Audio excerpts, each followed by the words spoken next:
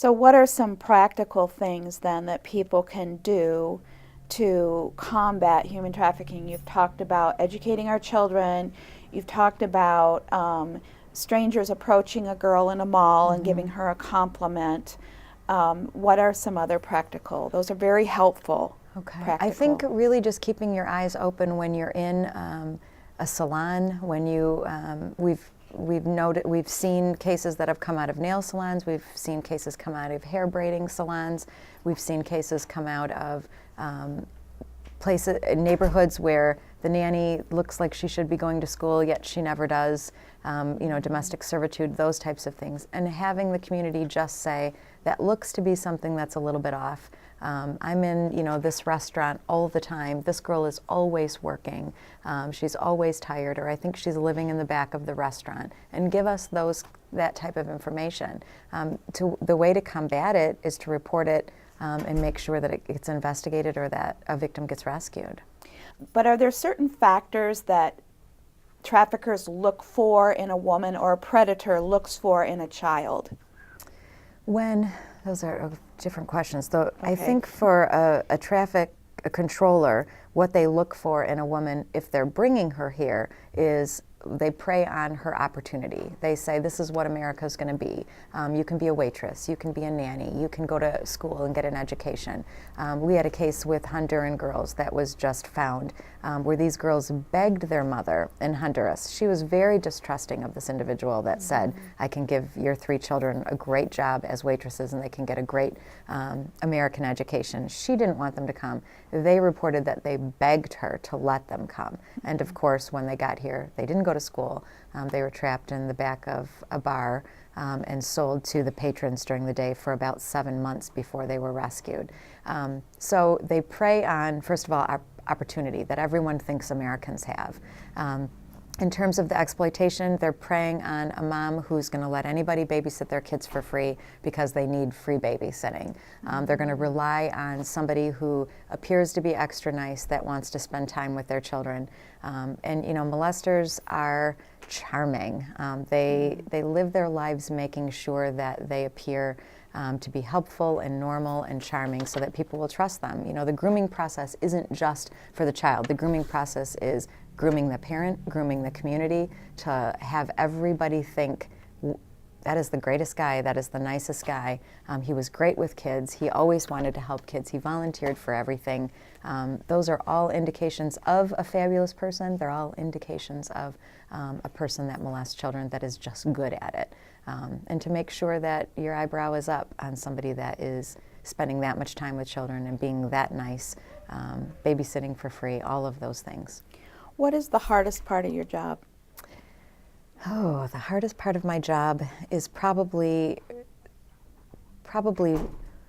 wondering or knowing that there are children and women that are out there that we don't know about.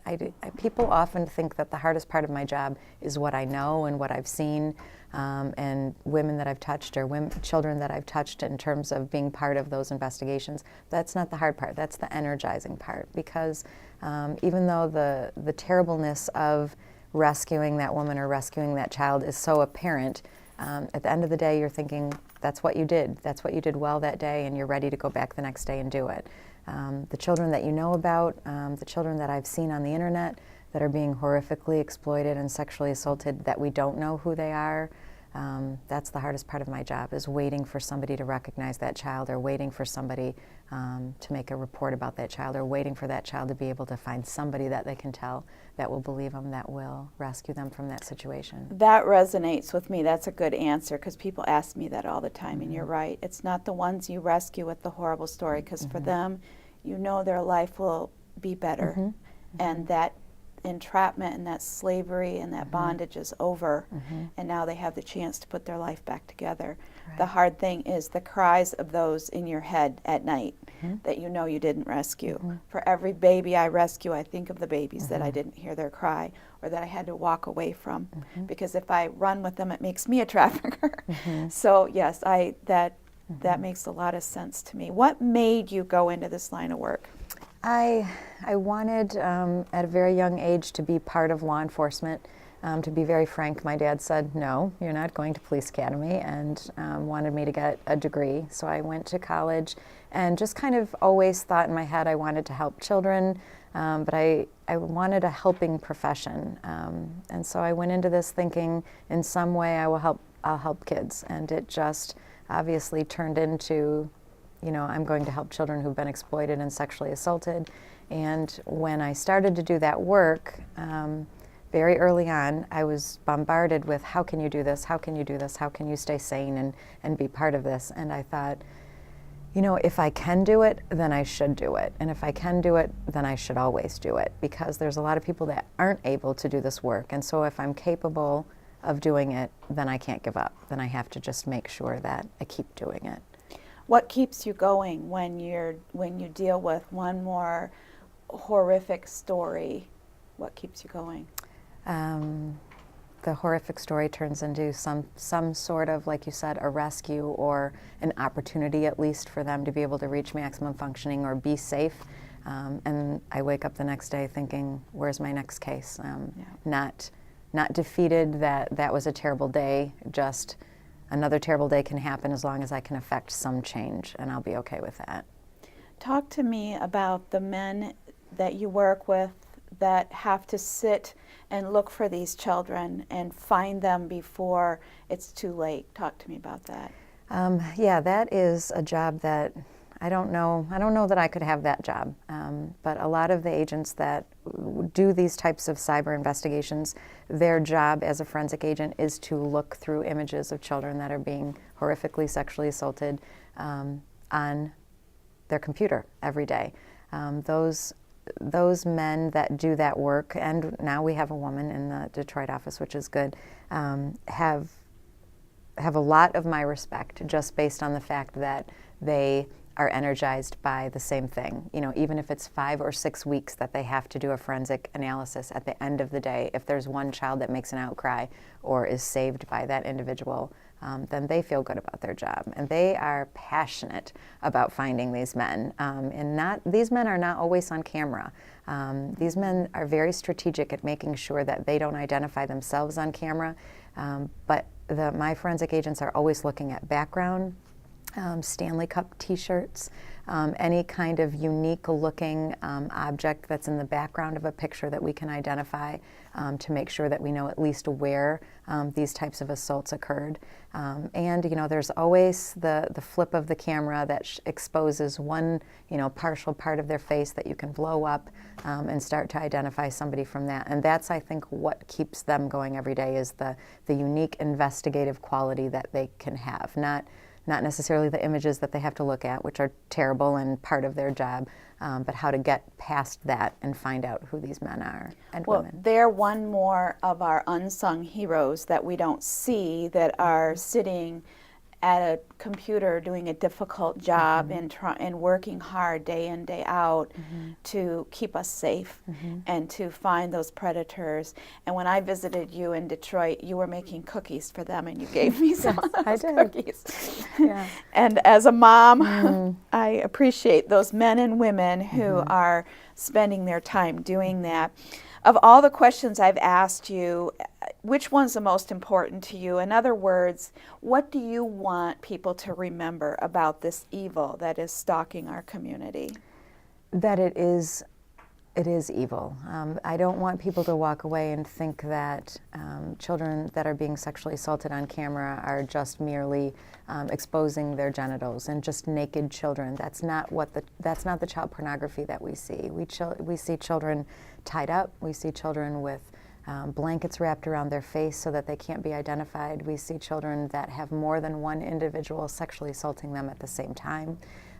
Children that are drugged, children that are torn physically.